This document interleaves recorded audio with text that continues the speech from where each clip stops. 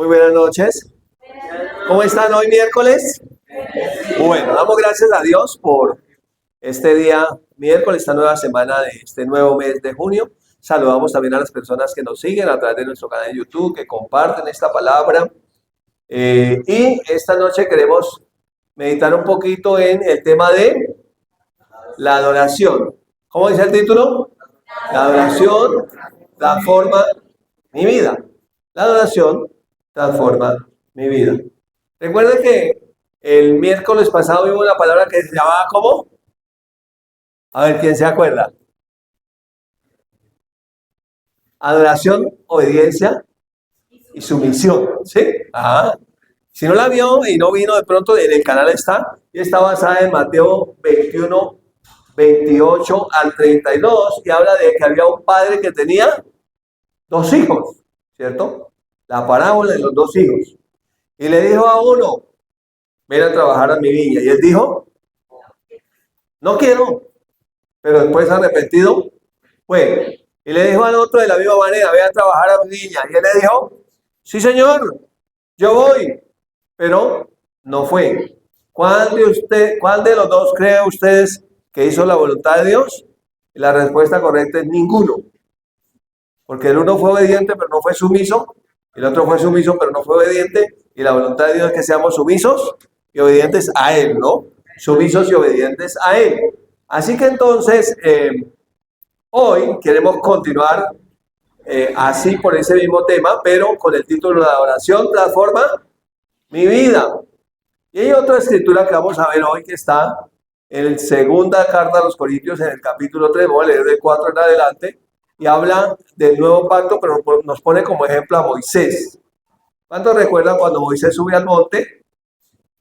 Dios le entrega las tablas de la ley escritas con el dedo de Dios en piedras. Y dice que cuando Moisés bajaba, su rostro resplandecía. ¿Sí? ¿Se acuerdan cuando cantamos que tenía Moisés? Que su rostro resplandecía. Está basado en esa misma escritura. Y entonces el Señor nos coloca el Espíritu Santo como ejemplo, esa gloria que tuvo Moisés cuando recibió la ley. Ahora, si Moisés cuando recibió la ley tuvo gloria, ¿cuánto más nosotros que hemos recibido la gracia? ¿Amén? Y es como el paralelo que hace la escritura, y como el tiempo aquí en televisión es tan corto, entonces vamos a ir rápidamente a la escritura y vamos a leerla a todos, si usted quiere ayudarme a leer. 2 Corintios 3, 4 dice, y tal confianza tenemos mediante Cristo para con Dios. ¿Cuál confianza? No que seamos competentes por nosotros mismos para pensar algo como de nosotros mismos. O sea, no se trata de nosotros. ¿Sí? No se trata de nosotros. Sino que nuestra competencia proviene de Dios. Entonces somos ministros competentes del nuevo pacto, no por nosotros mismos, sino que nuestra competencia proviene de Dios. O sea, Él es el que nos ha hecho ser competentes. ¿En cuál así mismo nos hizo ministros? Competentes de un nuevo pacto, no del antiguo, no de la letra, ¿cierto? No de la ley, sino del espíritu, porque la letra mata, más el espíritu vivifica. Así que el Antiguo Testamento era la letra de la ley, pero el nuevo pacto es la palabra de gracia, el espíritu de gracia que nos vivifica. Ahora comienza a hablar del Antiguo Testamento. Dice, si el ministerio de muerte grabado con letras en piedras fue con gloria, tanto que los hijos de Israel no pudieron fijar la vista en el rostro de Moisés a causa de la gloria de su rostro que brillaba, ¿cierto? La cual había de perecer. Así es la pregunta del verso 8. ¿Cómo no será más bien con gloria el ministerio del Espíritu? ¿Sí? Antiguo Testamento, ministerio de la letra. Nuevo Testamento, ministerio del Espíritu. Entonces, cuando nosotros leemos el Evangelio, estamos leyendo la palabra del Espíritu, ¿cierto? El Espíritu es el que nos da testimonio. Es por el Espíritu que podemos entender la Escritura. Versículo 9. Porque si el ministerio de condenación al Antiguo Testamento fue con gloria, ¿qué decía la ley? Que estábamos condenados.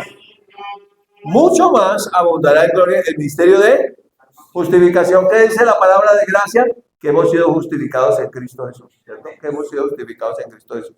Porque aún lo que fue glorioso, no es glorioso en este respecto en comparación a la gloria más eminente.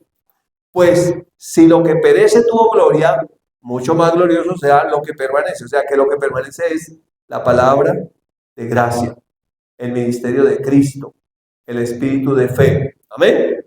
Así que, teniendo tal esperanza, usamos de mucha franqueza, y no como Moisés, que ponía un velo sobre su rostro. ¿Para qué ponía el velo? Para que los hijos de Israel no fijaran la vista en el fin de aquello que había de ser abolido.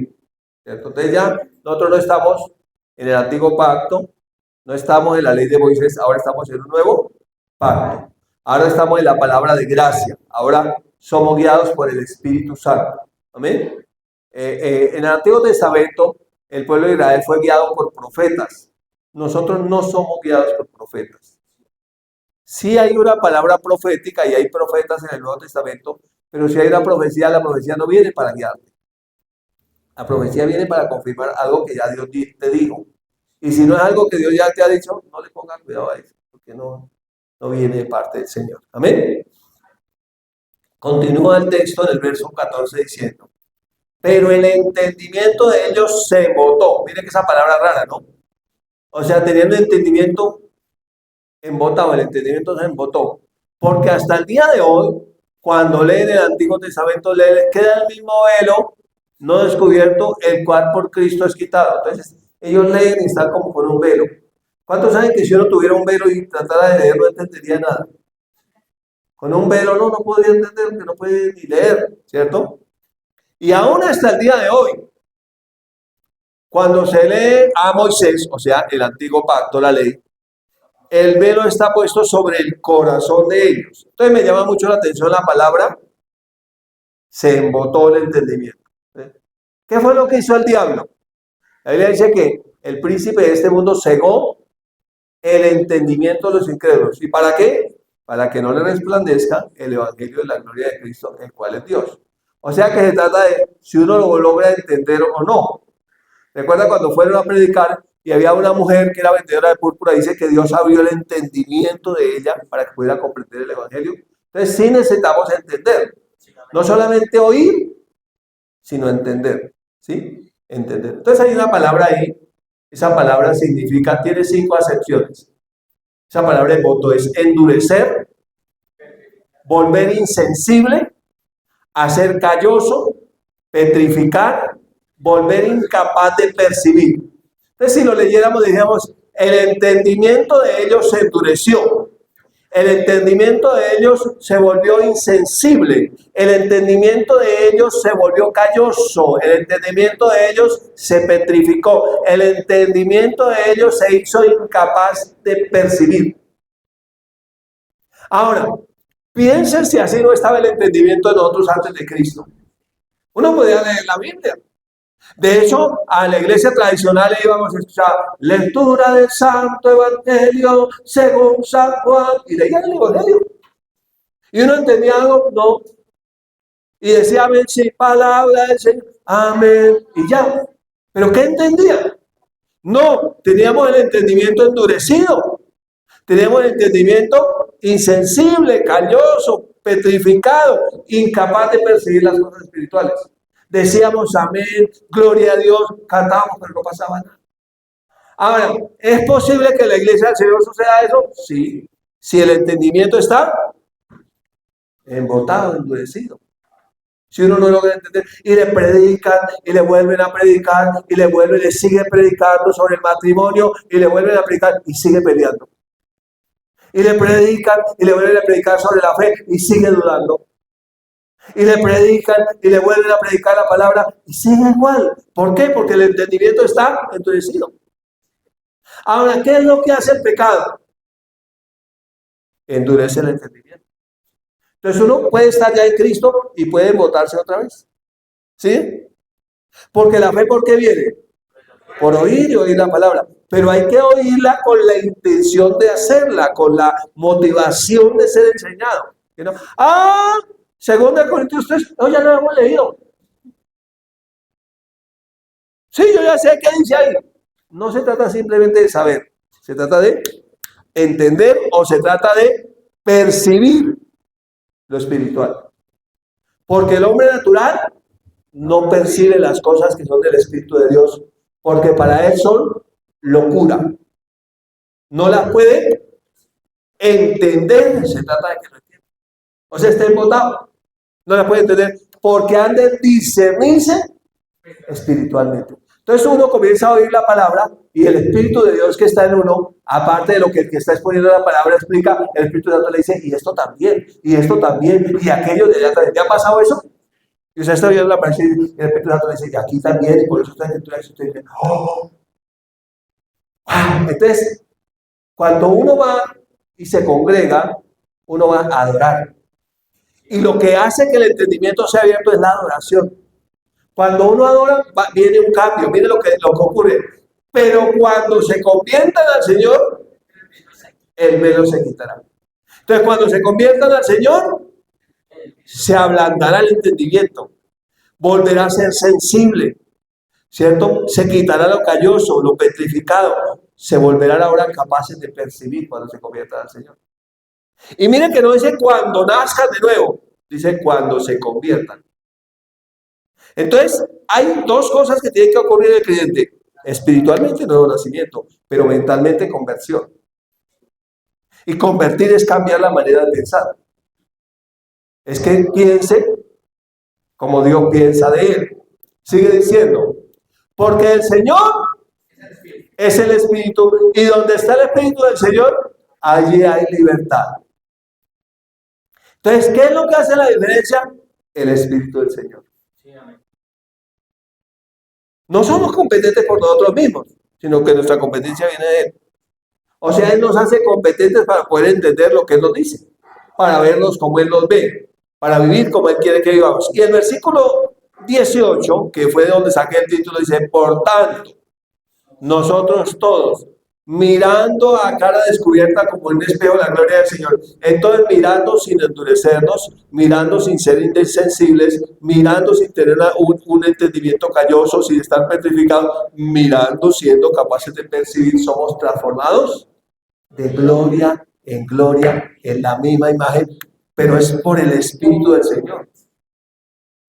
¿Sí? Ese es el Espíritu del Señor, el que coge la palabra, nos la hace entender y nos transforma. Y cuando usted lee el Nuevo Testamento dice que somos formados, conformados y transformados. Y Pablo decía, hijitos, por quienes vuelvo a sufrir dolor de parto hasta que Cristo sea formado en nosotros. O sea, que uno sea un pequeño Cristo, alguien que cree conforme a lo que Dios dice. Así que entonces, mire, dice que mirando a cara descubierta como en un espejo. ¿Sí ve que Santiago también dice que la palabra es como un espejo? Y que aquel que se mira en el espejo de la palabra y el que solamente oidor se mira, ¿y qué pasa? Se le olvida cómo era. Entonces uno tiene que volver a recordar. Entonces muchas veces la palabra viene como semilla, ¿cierto? Pero otras veces la palabra viene como riego.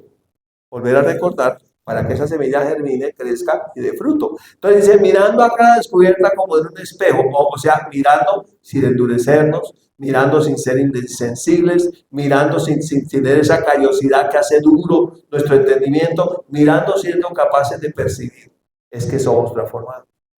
No simplemente es oír. ¿Y oyeron el sermón de hoy? No, simplemente es oír.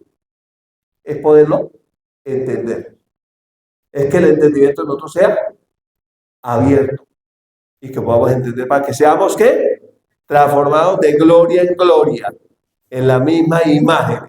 Esa imagen es carácter, características, huella, impronta, lo que somos en Cristo, nuestra propia identidad como por el Espíritu del Señor. ¿Cuántos saben que el Espíritu del Señor todo lo hace perfecto? Él empieza a trabajar en nosotros, a hacer una obra en nosotros.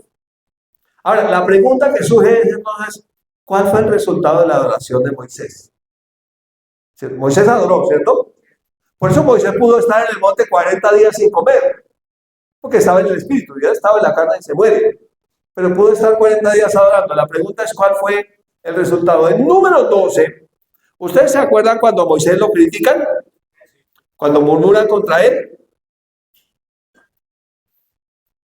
En número 12 nos dice la escritura, verso 1, y María y Aarón hablaron contra Moisés a causa de la mujer cusita que había tomado, porque había tomado mujer cusita, o sea, estuvieron en contra de la mujer que tenía Moisés.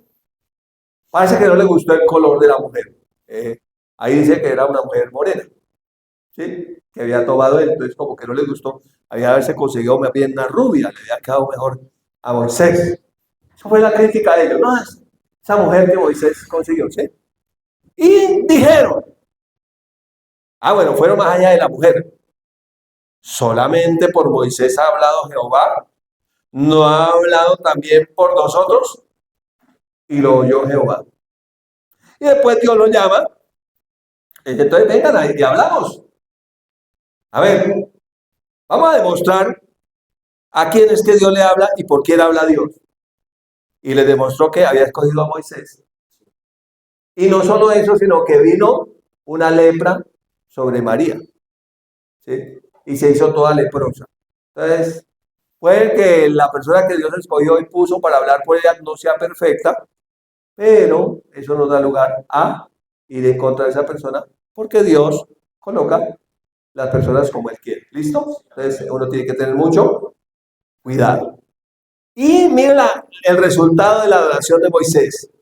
Y aquel varón, Moisés, era muy manso. Mire, más manso que todos los hombres que había sobre la tierra. Entonces, mire el resultado de la adoración de Moisés.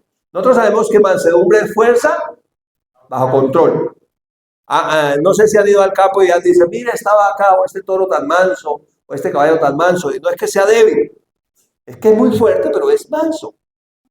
¿Sí? No usa la fuerza para dañar a otro.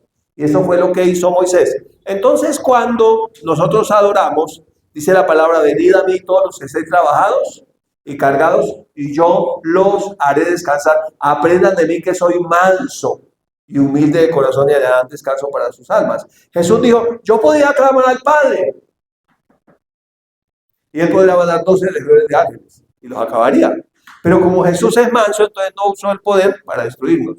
Entonces, ¿qué es mansedumbre? No usar el poder para destruir al otro, ¿cierto? Sino más bien usarlo para edificarlo, para bendecirlo, para ayudarle. Y si no le pueden usar para bendecirlo, ayudarlo mejor, quedarse quieto y callado, eso es mansedumbre. Aún el necio cuando calla es contado como sabio, ¿listo? Entonces, lo bueno es que no solamente es para Moisés, sino, por tanto, nosotros todos, ¿cierto? También nosotros podemos ser mansos, mirando a cara descubierta como un espejo la gloria del Señor. Somos transformados de gloria en la misma imagen, somos hechos mansos. ¿Cómo? Por el Espíritu del Señor. Eso es lo que sucede. Entonces, ¿cómo va a mejorar el matrimonio? Pues adorando al Señor. Cada uno de los cónyuges. ¿Cómo va a mejorar la familia? Pues cada uno de los miembros de la familia adorando al Señor. ¿Cómo va a mejorar la sociedad? Pues cuando conozcan al Señor y vayan adorando a Él. Porque finalmente los seres humanos somos adoradores y uno se parece a lo que adora. Entonces, si uno adora a cualquier ídolo, pues se va a parecer a ese ídolo. Pero si uno adora a un Dios verdadero, se va a parecer a Él. En otras palabras, Él va a ser formado en nosotros. Amén. Miren lo que nos dice Juan.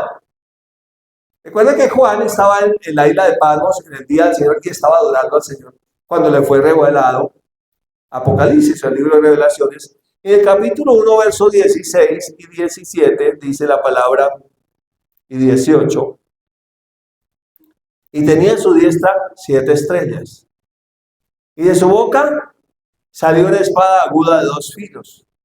Y su rostro era como el sol cuando resplandece en su fuerza. O sea, mire cómo describe Juan a Jesús en gloria. Dice, y cuando le vi, caí como muerto a sus pies. Él cayó, lo adoró. Él dijo, no me puede sostener en pie. No sé, hay gente que critica cuando ora por la gente se cae. Yo no critico. Yo no sé si está la presencia de Dios, yo creo que uno me mantiene en pie. Dice, y él puso su diestra sobre mí diciéndome, no temas, yo soy el primero y el último, el que vivo y estuve muerto, mas he aquí que vivo por los siglos de los siglos, amén, y tengo las llaves o la autoridad de la muerte y el Hades. Entonces, mire lo que ocurre cuando uno adora. En la adoración hay un encuentro revelador con la autoridad de Dios que rompe la idolatría, rompe la rebeldía y rompe la desobediencia. O sea, cuando de verdad uno adora a Dios, uno cambia. Que uno puede cerrarse a orar todo el día y sale a pegarle a los demás. Pero ¿con quién diría que estaba entonces? O sea, ¿cómo así? Si realmente uno estuvo con Dios, se le va a notar que estuvo con Dios. Porque en su presencia hay plenitud de gozo. Entonces uno sale con gozo. Si entró triste, uno sale gozoso. Yo he tenido oportunidad de entrar a orar enfermo y salir sano. Entonces, cuando uno va a la presencia del Señor y lo adora, todo lo que no sea Dios se rompe. El orgullo se rompe, la prepotencia se rompe, la autosuficiencia se rompe y viene la gloria de Dios y nos rendimos a Él. Un adorador es alguien que experimenta la dulce pero poderosa presencia de Dios y se somete a esa autoridad. Entonces la presencia de Dios es dulce, pero es poderosa. Y uno ante la presencia de Dios, pues la palabra dice en Apocalipsis que los ancianos se postran, ¿cierto? No se pueden mantener en pie, se postran y adoran al que vive por los siglos de los siglos. En Apocalipsis 3:20 dice el Señor, aquí que yo estoy a la puerta y llamo. Mire, el texto anterior dice que él tenía 7 estrellas a su diestra. Habla de 7 estrellas y 7 candelos. Está hablando de las iglesias y de los pastores. A su diestra. O sea que nosotros como iglesia estamos a la diestra de Dios. Y la iglesia que nosotros estamos sentados a su diestra en los lugares celestiales. Y aquí dice que Él está a la puerta y ¿qué hace? Y llama. Y aquí no está hablando a los no creyentes. Este versículo lo usamos mucho para evangelizar. Pero realmente Él está llamando a los creyentes. Dice aquí que yo estoy a la puerta y llamo. Si alguno oye mi voz y abre la puerta, entraré a Él, cenaré con Él y conmigo. Entonces aquí hay varias cosas. El Señor está a la puerta y ¿qué está haciendo? Está llamando. Está en nosotros oír. Y nosotros sabemos cuando el Señor nos dice, es tiempo de orar. Apague el televisor, corte la charla. Tiempo de orar. Entonces uno oye la voz. ¿Y qué hace? Y abre la puerta. Y dice, y entra al lugar secreto y cerrar la puerta, abre y cierra. Se encierra con el Señor, ¿cierto? Entonces Él dice, entraré a Él. Cenaré con Él y Él conmigo. Así nosotros miramos un poquitico este contexto de cenar con el Señor. Esa palabra cena, esa palabra que fue traducida como cena, significa varias cosas. Significa banquete, cenar, compartir la comida principal del día. Esa era la comida principal del día. Para nosotros los latinos, la comida principal es el almuerzo, ¿no? O no sé si el desayuno, no sé en su caso qué. Pero para ellos era la comida principal, era la cena, la comida principal del día. Pero también significa participar de una comida íntima y cercana. Era como ya terminar la jornada y poder sentarse y no solamente comer, sino poder hablar, compartir.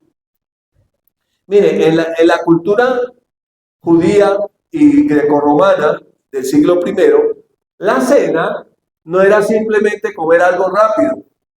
Tenía una connotación más que comer algo antes de dormir. Y significaba que era un momento de mayor comunión del día. Tal vez salió, trabajó, corrió, hizo, pero este es el último momento que queda cuando ya terminó toda la jornada y podíamos sentarnos a hablar. Tenía que ver con intimidad, amistad, pacto y aceptación mutua. O sea, era un tiempo de sentarse a compartir. De hecho, Jesús, la noche que fue entregado, cenó con sus discípulos y habló con ellos. De una manera muy especial habló con ellos y compartió con ellos, ¿cierto? Así que entonces, no cualquiera se sentaba a cenar contigo. No era cualquiera que venía y iba pasando, venga, cenamos. No, tenía que ser alguien que está en pacto. Alguien con que hay amistad, intimidad, hay sentido de pertenencia. Tiene que ver con familiaridad. ¿Sí? Tiene que ver con familiaridad. Y significa que era compartir la mesa y tiene unas connotaciones muy importantes. La primera es confianza. ¿Sí? Uno no invita a cualquiera a cenar, ¿no? En el contexto de pareja, si alguien te invita a cenar, significa romance. ¿Sí? Te invito a cenar. Ahí cenamos. Dice, uy, me invitó a cenar. Vamos a ir bien pintoso, porque me invitó a cenar. Vamos a ir los dos solos a cenar.